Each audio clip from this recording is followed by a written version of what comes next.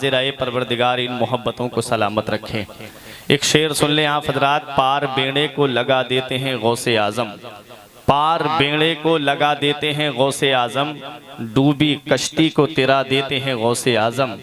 और बाखुदा ऐसी इनायत तो ना देखी ना सुनी, बाखुदा ऐसी इनायत तो ना देखी ना सुनी, पाँव उखड़े तो जमा देते हैं गौसे आज़म।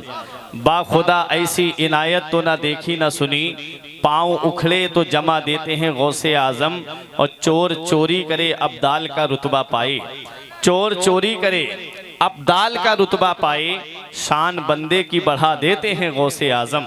गौसे आज़म रज़ी अल्लाह ताला अन्हु का मुबारक महीना चल रहा है, उसी ताल्लुक़ से चंद बातें आपके सामने मैं बयान करूंगा। परवरदिगार मुझे हक़ बोलने और आपको हक़ सुनने की तौफ़ीक़ अता फ़रमाए। मेरे इमाम का वो शेर अपने जहन में रखें कि सर भला क्या कोई जाने के है कैसा तेरा, सर भला क्या कोई जाने के है कैसा तेरा, औलिया मलते हैं आँखें वो है तलवा तेरा। हज़रात, इस्लाम की वो रंगत, इस्लाम का वो लहलहाता हुआ पौधा जो सहाबाई किराम, ताबईन किराम और तबे ताबईन किराम के दौर में देखने को मिल रहा था, अब जब 4 सदी हिजरी का दौर गुजरा तो वो इस्लाम की रंगत कुछ फीकी पड़ती हुई नजर आ रही थी। इस्लाम का वो लहलहाता हुआ पौधा मुरझाने के करीब था। ज़रूरत थी कि कोई ऐसी शख्सियत आए जो इस्लाम के पौधे को हरा भरा कर दे। ज़रूरत थी एक ऐसी शख्सियत की कि जो इस्लाम के परचम को दुनिया में बुलंद कर दे। ज़रूरत थी एक ऐसी शख्सियत की जो इस्लाम के झंडे को लहरा दे। उलमाए हक खानकाहों तक महदूद हो चुके थे।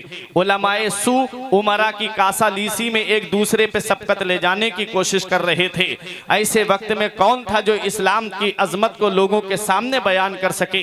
तो परवरदिगारे आलम ने कस्बा जीलान के मोहल्ला नीफ में एक ऐसी शख्सियत को पैदा फरमाया जिसे दुनिया कुतुब रब्बानी के नाम से जानती है, जिसे दुनिया महबूब सुबहानी के नाम से जानती है, जिसे दुनिया सैयदुल असियात के नाम से जानती है, जिसे दुनिया जय्यदुल अजियात के नाम से जानती है, जिसे दुनिया महबूब सुबहानी के नाम से जानती है, जिसे दुनिया किंदीले नूरानी के नाम से जानती है, जिसे दुनिया शेख मुहियुद्दीन अब्दुल कादिर जीलानी गौसे आजम के नाम से जानती है। गौसे आजम आए, इस्लाम के लबों पे मुस्कुराहट आ गई। गौसे आजम आए, इस्लाम का पौधा लहलहाने लगा। गौसे आजम आए, इस्लाम का सही चेहरा लोगों के सामने पेश किया जाने लगा। कौन गौसे आजम है? आप एक रमजान शरीफ को आप पैदा होते हैं कस्बा जीलान के मोहल्ला नीफ में, जुमे का दिन है। उसी दिन से मेरे गौसे आजम रोजा रख रहे हैं। मैंने आलम तसव्वुर में अर्ज किया, मेरे गौसे आजम जब इंसान बालिग होता है तब उसके ऊपर शरीयत के अहकाम लागू होते हैं। आप तो अभी बालिग भी नहीं हुए हैं, अभी आप सिर्फ पैदा हुए हैं, आप अभी से रमजान शरीफ का रोजा रख रहे हैं। तो गौसे आजम की रूहानियत ने जवाब दिया, मैं अपने उन गुलामों को पैगाम दे रहा हूँ, मैं अपने उन चाहने वालों को दर्स दे रहा हूँ जो दावा तो गौसे आजम से गुलामी का करते हैं, जो मोहब्बत का दावा तो अब्दुल कादिर से करते हैं, और रमजान के महीने में रास्ते में खाते हुए फिरते हैं, रमजान के महीने में गलियों में बीड़ी और सिगरेट और गुटखा पीते और खाते हुए फिरते हैं। गौसे आजम उनको पैगाम दे रहे हैं, सच्ची मोहब्बत यही है, अब्दुल कादिर से सच्चा प्यार यही है, अब्दुल कादिर से सच्ची अकीदत यही है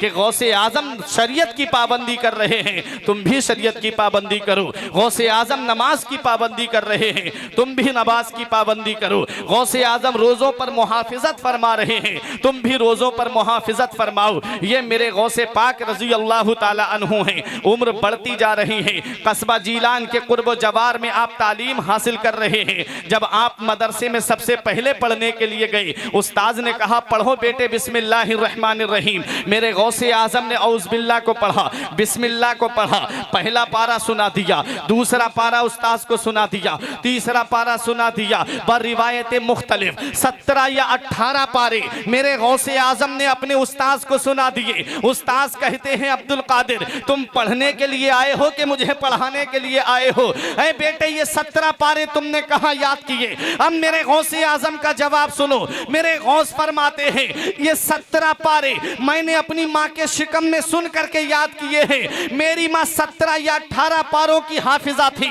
जब तक दुनिया के किसी काम को हाथ नहीं लगाती थी, जब तक कुरान की तिलावत नहीं करती थी। पता चला जब माँ नेक होती है, जब माँ नेक होती है, माँ पारसा होती है, माँ मुत्तकिया होती है, तो बेटा भी मुत्तकी होता है। माँ जब नमाज पढ़ने वाली होती है तो बेटा भी नमाज पढ़ने वाला होता है। माँ जब कुरान की तिलावत करने वाली होती है तो बेटा भी कुरान की तिलावत करने वाला होता है। माँ जब जाहिदा होती है तो बेटा भी जाहिद होता है। माँ जब आबिदा होती है तो बेटा भी आबिद होता है। अरे माँ जब पारसा होती है तो बेटा भी मुत्तकी होता है। अरे प्यारे मुसलमानों, अपने ज़हन को करीब करो और फुरकान का ये जुमला दिल की तख्ती पे लिख के ले जाओ कि जब माँ कुरान पढ़ने वाली फातिमा ज़हरा होती है तो बेटा नेज़े पे चढ़ के कुरान सुनाने वाला हुसैन होता है। माँ जब फातिमा उम्मुल खैर होती है तो बेटा बगदाद का गौसे आजम होता है। माँ जब माह नूर बीबी होती है तो बेटा 95 लाख गैर मुस्लिमों को कलमा पढ़ाने वाला गरीब नवाज होता है।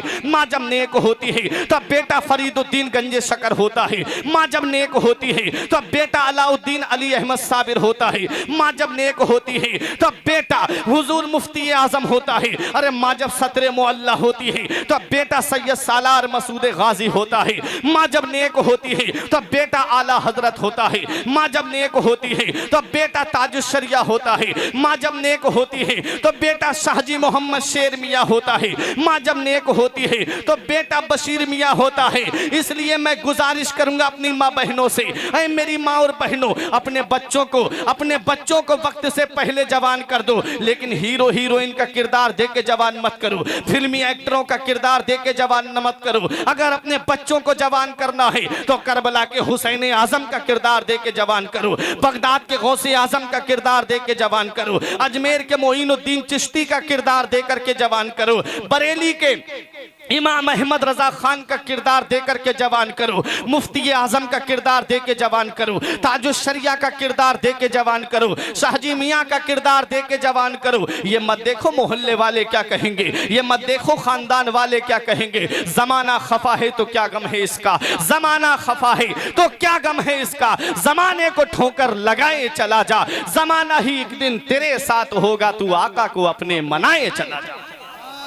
राज सुने, माँ जब नेक होती है तो औलाद भी नेक होती है। गौसे आजम कहते हैं मैंने अपनी माँ के शिकम में सुनकर के 17 या 18 पारे हिफ्ज कर लिए। अल्लाह अकबर। ये गौसे पाक रजी अल्लाह ताला अन्हु हैं। जब 15 साल की उम्र शरीफ होती है, आप कस्बा जीलान से बगदाद शरीफ तालीम हासिल करने के लिए चले जाते हैं। और जब आप बगदाद की सरजमीन पर पहुंचे थे, मेरे गौसे पाक रजी अल्लाह ताला अन्हु फरमाते हैं कि इल्म दीन हासिल करने में मैंने बड़ी परेशानियों का सामना किया है। कई साल तक गौसे आजम कहते मुझे खाना नसीब नहीं होता था। मेरे गौस फरमाते मैंने दरख्तों के पत्ते खा करके गुजारा किया है, मैंने दरख्तों की छाले खा करके गुजारा किया है। मेरे गौस फरमाते एक दिन ऐसा हुआ कि मैं कई दिन के फाके से था, कई दिन भूख की शिद्दत ने मुझे बेचैन कर दिया था। मैं ऐवान किसरा की तरफ गया, मैंने सोचा कोई मुबाह चीज मिल जाए उसे उठा करके खा लूं। गौसे आजम फरमाते जब मैं वहां पहुंचा तो और औलियाए किराम भी वहां पर तड़प रहे थे और भूख भूख चिल्ला रहे थे। मेरे गौस फरमाते मैं वापस आ गया, रास्ते में मुझे एक अजनबी शख्स मिला, उसने मुझे सलाम किया, मुझसे कहा बेटा तुम्हारा नाम क्या है। मैंने कहा मेरा नाम अब्दुल कादिर है। कहा बेटा मैं कस्बा जीलान के मोहल्ला नीफ से आया हूँ, मैं जब चला था तो तुम्हारी वालिदा ने मुझे कुछ सोने के सिक्के दिए थे और कहा था मेरे बेटे अब्दुल कादिर को दे देना। मैं तुम्हारी तलाश में बहुत देर से फिर रहा था, बेटे ये अपनी अमानत पाप्स में रख लो। मेरे गौसे आजम ने वो सोने के सिक्के दिए और जो फकीर वहां पर भूख भूख चिल्ला रहे थे वो सोने के सिक्के उनको सदका कर दिए, राहे खुदा में खर्च कर दिए। मेरे गौसे पाक रजी अल्लाह ताला अन्हु फरमाते हैं चंद सिक्के मेरे पास रह गए थे, उनसे मैंने खाना खरीदा और उसके बाद जो फकीर थे, जो मुफलिस थे, मैंने उनको बुला करके साथ में अपने खाना खिलाया। ये गौसे पाक रजी अल्लाह ताला अन्हु हैं। आज हम देखते हैं गौसे आजम की जब हिस्ट्री पढ़ते हैं, गौसे आजम ने मुर्दे को जला दिया, दिया। गौसे पाक को अल्लाह ने ये कमाल अता फरमाया कि उनका कदम तमाम वलियों की गर्दन पर है। ये कदम तो बाद में अल्लाह तबारक व तआला ने ये मर्तबा तो बाद में दिया है, जरा पहले उससे पहले की हिस्ट्री तो उठा के देखो। गौसे आजम से हम पूछना चाहते हैं, ऐ मेरे गौसे आजम, ये इतना बड़ा मर्तबा आपको कैसे मिला है? इतनी बड़ी शान आपको कैसे मिली है? इतनी बड़ी अजमत आपको कैसे मिली है? तो मेरे गौस फरमाते हैं, दरस्तुल इल्मा हत्ता सिरतु कुतुबा, मैंने इतना इल्म हासिल किया कि अल्लाह ने मुझे कुतुब बना दिया। आज नारे तकबीर, नारे रिसालत, मसलके आला हजरत हजरत अल्लामा फुरकान रजा मंजरी, नारे तकबीर, नारे रिसालत, सुभान अल्लाह। ये प्रोग्राम भी दस्तारे फजीलत के ताल्लुक से सजाया गया। मौलाना फैजान साहिब किबला ने जो इल्म दीन हासिल किया, मदीने वाले मुस्तफ़ा की मीरास को पाया, उसके बदले में आज आप तमामी हजरात से मैं एक चीज ये मालूम करना चाहता हूं कि आलिम दीन यहां पर बैठे हुए हैं। मेरे गौसे पाक फरमाते हैं, दरस्तुल इल्मा हत्ता सिरतु कुतुबा, मैंने इतना इल्म हासिल किया, इतनी पढ़ाई की, इतनी तालीम हासिल की। मेरे गौस फरमाते हैं, अल्लाह ने मुझे कुतुब बना दिया।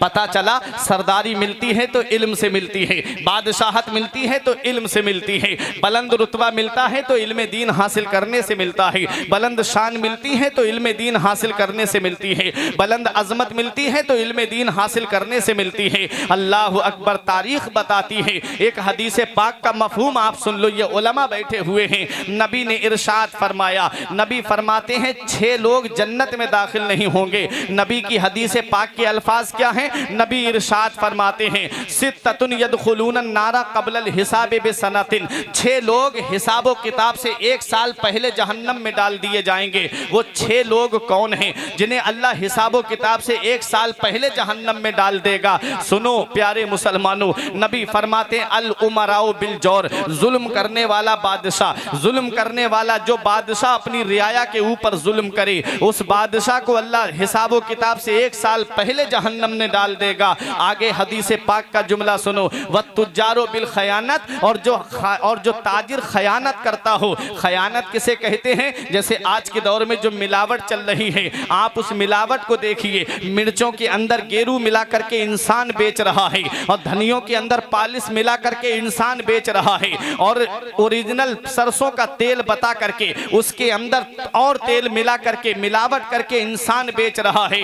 ये तिजारत जो है, ये खयानत वाली तिजारत है। अगर तुम सच्चाई के साथ तिजारत करोगे, नबी फरमाते हैं, अत्ताजिरुस सदूकुल अमीन मान नबिय्यीन व सिद्दीकीन व शुहदा, नबी फरमाते हैं, जो ताजिर ईमानदारी से तिजारत करेगा, सच्चाई के साथ तिजारत करेगा, वो कयामत में नबियों के साथ होगा, शुहदा के साथ होगा, स्वालिहीन के साथ होगा। अगर तुम तिजारत में खयानत करोगे तो तुम पैसा तो कमा सकते हो, लेकिन उसमें बरकत नहीं ला सकते हो। अगर बरकत मिलेगी तो ईमानदारी से तिजारत करने में मिलेगी, बरकत मिलेगी तो सच्चाई से जब तिजारत करोगे तब बरकत हासिल होगी। अल्लाह अकबर। वो बरकत वाला पैसा जब तुम्हारे घर में आएगा, तुम्हारी नस्लें खाएंगी, तब भी वो पैसा खत्म नहीं होगा। अल्लाह अकबर। देखो मेरे गौसे पाक रजी अल्लाह ताला अन्हु की अजमत बड़े करीब से दिखाना चाहता हूँ। इसी हदीस पाक के मफहूम के तहत मैं बता रहा हूँ। नबी फरमाते 6 लोग हिसाबो किताब से 1 साल पहले जहन्नम में डाल दिए जाएंगे। जुल्म करने वाले बादशाह को जहन्नम में डाल दिया जाएगा, तिजारत में खयानत करने वाले ताजिर को जहन्नम में 1 साल पहले डाल दिया जाएगा हिसाबो किताब से, और अमीर आदमी को तकब्बुर की वजह से जहन्नम में डाल दिया जाएगा। वो अमीर जो घमंड करता हो, वो अमीर जो तकब्बुर करता हो, उसे 1 साल पहले जहन्नम में हिसाबो किताब से डाल दिया जाएगा। जिस मफहूम के तहत मैंने ये हदीस पढ़ी थी, अब मैं उस जुमले की तरफ आ रहा हूँ। वर रुस्ता को बिल जिहालत, और गवार को, देहाती को, गवार को जिहालत की वजह से जहन्नम में 1 साल पहले हिसाबो किताब से डाल दिया जाएगा। वो गवार जो तालीम हासिल नहीं करता है, वो गवार जो इल्म हासिल नहीं करता है और बुराइयों बुराइयों में पूरी जिंदगी बसर कर देता है, उसे अल्लाह 1 साल पहले हिसाबो किताब से जहन्नम में डाल देगा। जिहालत कितना बड़ा जुल्म है, जिहालत कितना बड़ा पाप है, जिहालत में कितना बड़ा नुकसान है। अगर आपके पास तालीम नहीं है तो आप नमाज सही तरीके से नहीं पढ़ सकते, अगर आपके पास तालीम नहीं है तो आप रोजा सही तरीके से नहीं रख सकते, अगर आपके पास तालीम नहीं है तो आप हज के अरकान सही तरीके से अदा नहीं कर सकते, अगर आपके पास तालीम नहीं है तो आप ज़कात को उसके मुस्तहिक के सुपुर्द नहीं कर सकते, अगर आपके पास तालीम नहीं है आप बड़ों का अदब करने का तरीका नहीं जानेंगे, अगर आपके पास तालीम नहीं है आप छोटों पे शफकत करने का तरीका नहीं जानेंगे, अगर आपके पास तालीम नहीं है तो आप ना हकीकत को समझ सकते हैं, ना मारिफत को समझ सकते हैं, ना शरीयत को समझ सकते हैं, ना तरीक़त को समझ सकते हैं। अगर आपके पास तालीम नहीं है तो हमारे इंडिया का जो पीएम इंडिया को डिजिटल बना रहा है, आप ड्राइवर भी नहीं बन सकते। अगर आपके पास तालीम नहीं है आप एक शहर से दूसरे शहर नहीं जा सकते, अगर आपके पास तालीम नहीं है एक सूबे से दूसरे सूबे में आप नहीं जा सकते, अगर आपके पास तालीम नहीं है एक मुल्क से दूसरे मुल्क आप नहीं जा सकते। पता चला आलिम बनता है तालीम की बुनियाद पर, पीएम बनता है तालीम की बुनियाद पर, सीएम बनता है तालीम की बुनियाद पर। और प्यारे मुसलमानों, मैं आपसे ये पूछना चाहता हूँ, जब तालीम की बुनियाद पर है, आज मौलाना फैजान साहिब किबला ने इल्म दीन हासिल किया है, वो ऊपर बैठे हुए हैं, आप नीचे बैठे हुए हो, ये तालीम का सदका है। जब वो तुम्हारे घर जाएंगे आप उन्हें सरहाने बिठाओगे और आप खुद पायती की जानिब बैठोगे, अगरचे आप उम्र में बड़े होगे फिर भी आप उनके कदमों की तरफ बैठोगे। ये किसका सदका है? ये तालीम का सदका है। इल्म दीन हासिल करो, इल्म की बहुत बड़ी फजीलत आती है, इंसान माल में पूरी जिंदगी बसर कर देता है। नबी करीम सल्लल्लाहु अलैहि वसल्लम के चहीते सहाबी दामादे पैगंबर हजरत अली शेर खुदा फरमाते हैं, अल इल्मु मीरासुल फराइना वल मालूम अल इल्मु मीरासुल अंबिया वल मालो मीरासुल फराइना। मेरे मौला अली शेर खुदा फरमाते हैं, माल फिरौनों की मीरास है, माल शद्दाद की मीरास है, माल हामान की मीरास है, और इल्म दीन नबियों की मीरास है। यानी नबियों की मीरास को हासिल करो। इल्म कितनी बड़ी दौलत है, इल्म में कितनी बड़ी शान है। मेरे आका इरशाद फरमाते हैं, जिसने इल्म दीन हासिल किया, फकीहुन वाहिदुन अशद्दु अला शैतान मिन अल्फ आबिदिन। एक आलिम की फजीलत शैतान पर 1000 आबिदों से ज्यादा भारी है। आलिम शैतान के ऊपर 1000 आबिदों से ज्यादा भारी होता है। 1000 आबिदों को शैतान बहका सकता है, लेकिन एक आलिम को शैतान राह रास्ते से नहीं हटा सकता। मैं अगर इल्म दीन की फजीलत पर बयान करूं वक्त काफी गुजर जाएगा, मुझे गौसे आजम की अजमत को बयान करना है। मेरे बाद मौलाना शाहिद साहिब किबला को आपको समात करना है। सुन ले, गौसे आजम ने इल्म दीन हासिल किया है। फरमाते दरस्तुल इल्म हत्ता सिरतु कुतबा, मैंने इतना इल्म हासिल किया अल्लाह ने मुझे कुतुब बना दिया। पता चला सरदारी इल्म से मिलती है, बुलंद रुतबा इल्म से मिलता है, बुलंद शान इल्म से मिलती है, बुलंद अजमत इल्म से मिलती है। गौसे आजम ने जब इल्म हासिल किया तो क्या मकान मिलता है, क्या शान मिलती है, क्या अजमत मिलती है। तो खुद मेरे गौसे आजम फरमाते हैं, नजर तो इला बिलादिल्लाही जमा का खरदालतिन अला हुक्म इत्तिसाली, मैं अल्लाह के तमाम शहरों को ऐसे देख रहा हूं जैसे कोई अपनी हथेली पर राई के दाने को देख रहा हो। ये मेरे गौसे आजम फरमा रहे हैं। मेरे गौसे आजम फरमाते हैं, शरीफ तो फुजलती मिन बादे सुकरी, सबसे पहले अल्लाह की मारिफत का जाम मैंने पिया है, और मेरा जो बचा हुआ जाम था अल्लाह ने वो तमाम वलियों को पिलाया है। मेरे गौसे आजम ने अल्लाह की मारिफत का जाम सबसे पहले पिया, और गौसे आजम की जो बचा हुआ जाम था उसे तमाम औलियाए किराम को पिलाया गया, और जिन जिन ने गौसे आजम के बचे हुए जाम को पिया है उनका मर्तबा बुलंद हो गया, उनकी शान बुलंद हो गई। जुनैद बगदादी ने पिया, अल्लाह ने सैयदुत ताइफा बना दिया। गौसे आजम का बचा हुआ जाम जब हुजूर शाह मदार ने पिया तो अल्लाह ने उनको कुतुबुल मदार बना दिया। जब गौसे आजम का बचा हुआ जाम मोइनुद्दीन चिश्ती ने पिया, अल्लाह ने हिंदुस्तान का बादशाह बना दिया। जब गौसे आजम का बचा हुआ जाम अलाउद्दीन अली अहमद ने पिया, तो अल्लाह ने साबिर पाक बना दिया। जब गौसे आजम का बचा हुआ जाम मसूद ने पिया, अल्लाह ने गंजे शकर बना दिया। जब गौसे आजम का बचा हुआ जाम इमाम अहमद रजा खान ने पिया, अल्लाह ने आला हजरत बना दिया। जब गौसे आजम का बचा हुआ जाम मुस्तफ़ा रजा खान ने पिया, अल्लाह ने मुफ्ती आजम बना दिया। जब गौसे आजम का बचा हुआ जाम अख्तर रजा खान ने पिया, अल्लाह ने ताजुश शरिया बना दिया। मेरा इमाम पुकार के कहता है, वाह क्या मर्तबा ऐ गौस है बाला तेरा, ऊंचे ऊंचों के सरों से कदम आला तेरा। सर भला क्या कोई, सर भला क्या कोई जाने के है कैसा तेरा, औलिया मलते हैं आंखें वो है तलवा तेरा। सुभान अल्लाह, जिंदाबाद जिंदाबाद। नारे तकबीर, नारे रिसालत, नारे गौसियत, मसलके आला हजरत, ख्वाजा का हिंदुस्तान, ख्वाजा का हिंदुस्तान। नारे तकबीर, नारे रिसालत, जिंदाबाद जिंदाबाद। ये गौसे पाक रजी अल्लाह ताला अन्हु हैं, फरमाते मेरे गौस मेरे चाहने वाले को शेर ने पकड़ लिया हो और अभी उसने अपने जबड़े बंद ना किए हो और वो या गौस अल मदद कह दे। मेरे गौस फरमाते अल्लाह ने मुझे इतना पावर दिया, इतनी ताकत दी है कि मैं उसे शेर के जबड़े से निकाल के ला सकता हूँ। वो मेरे गौस फरमाते हैं कि मेरा चाहने वाला वहाँ हो जहाँ सूरज निकलता है, मैं वहाँ हूँ जहाँ सूरज डूबता है। अगर उसका सतर खुल जाता है अब्दुल कादिर अपने हाथ से ढांप देता है। फरमाते हैं मेरे गौसे आजम मैं वहाँ हूँ जहाँ सूरज निकलता है, मेरा चाहने वाला वहां हो जहां सूरज डूबता है। अगर अब्दुल कादिर को मदद के लिए पुकारता है, अब्दुल कादिर मदद को पहुंच जाता है। ये गौसे पाक रजी अल्लाह ताला अन्हु हैं। शुक्र के जोश में जो है वो तुझे क्या जाने, शुक्र के जोश में जो है वो तुझे क्या जाने। खिज्र के होश से पूछे कोई रुतबा तेरा, और शाख पे बैठ के जड़ काटने की फिक्र में है, शाख पे बैठ के जड़ काटने की फिक्र में है। कहीं नीचा ना दिखाते तुझे शजरा तेरा। हज़रात तो गौसे पाक रजी अल्लाह ताला अन्हु एक वाकया सुन ले, तकरीर खत्म कर रहा हूँ। बगदाद शरीफ में जब आप पढ़ रहे थे तो एक बहुत बड़े अल्लाह के वली थे, नाम है हजरत शेख अबुल वफा मोहम्मद काकीस रहमतुल्लाह अलैह। वाज फरमाते थे, तकरीर करते थे। गौसे आजम ने सोचा लाओ जाकर के देखूं, मैं भी अल्लाह के वली का वाज सुनूं। आज आप लोग जलसा सुनने आते हो तो ये तमन्ना ये इरादा लेके आते हो, देखेंगे इलाहाबाद से शायर आ रहा है क्या पढ़ के जाएगा, फला से खतीब आ रहा है देखेंगे क्या करके जाएगा, 50,000 का नजराना ले रहा है देखेंगे तो सही के है कैसा पढ़ता कैसा है, ये तमन्नाएं आप लेके आते हो। लेकिन गौसे पाक रजी अल्लाह ताला अन्हु ये सोच करके बात सुनने गई कि लाओ देखते हैं कि अल्लाह के वली जो बयान करते हैं हम उस पर कितना अमल करते हैं, कोई नई बात हमें सुनने को मिलेगी, कोई नई चीज हमको सीखने को मिलेगी। ये इरादा करके गए। आज जलसों के तो हालात बदल गए, आज जलसों को इंसान ने मजाक के तौर पर ले लिया, हंसी मजाक के तौर पर ले लिया।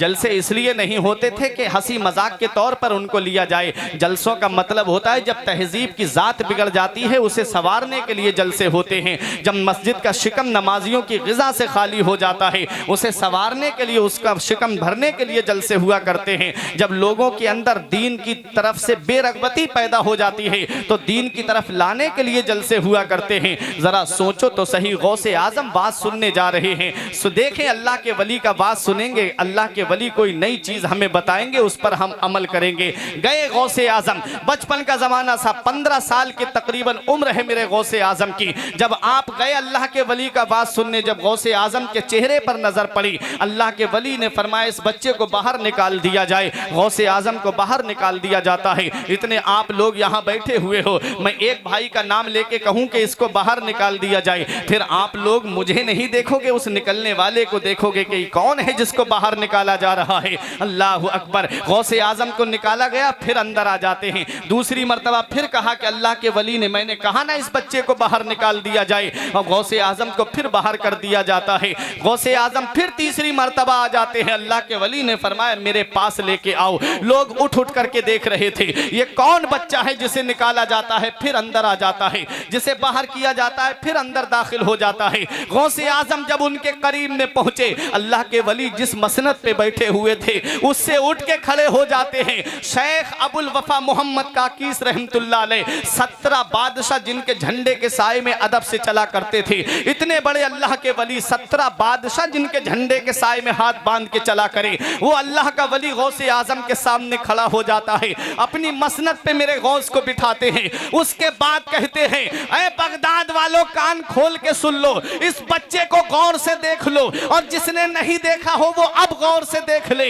मैंने इसको बाहर इसलिए नहीं निकलवाया था कि मैं इनकी बेइज्जती करूं, अरे मैंने इनको इसलिए बाहर निकलवाया था ताकि तुम में का हर इंसान इसको गौर से देख ले। ये कोई आम हस्ती नहीं है, ये कोई आम शख्सियत नहीं है, अरे यही तो वो अल्लाह का वली है जो बगदाद की जामा मस्जिद से ऐलान करेगा कदमी हाज़िही अला रग़बत कुल्ले वलील्लाह, मेरा ये कदम हर अल्लाह के वली की गर्दन पर है। ए बगदाद वालों, मैं तुम्हें गवाह बना करके आज से इनके कदम को अपनी गर्दन पे ले रहा हूं। बरेली का इमाम पुकार के कहता है सर भला क्या कोई जाने के है कैसा तेरा, सर भला क्या कोई जाने के है कैसा तेरा, औलिया मलते हैं आंखें वो है तलवार। सुभान अल्लाह, जिंदाबाद जिंदाबाद, सुभान अल्लाह। शेख अबुल वफा ने गौसे आजम की तरफ रुख करके कहा, ए अब्दुल कादिर, जिस दिन आप बगदाद की जामा मस्जिद से वो ऐलान करो उस दिन इस सफेद दाढ़ी वाले को मत भूलना। बुजुर्ग हो गए थे, दाढ़ी के बाल सफेद पड़ गए थे,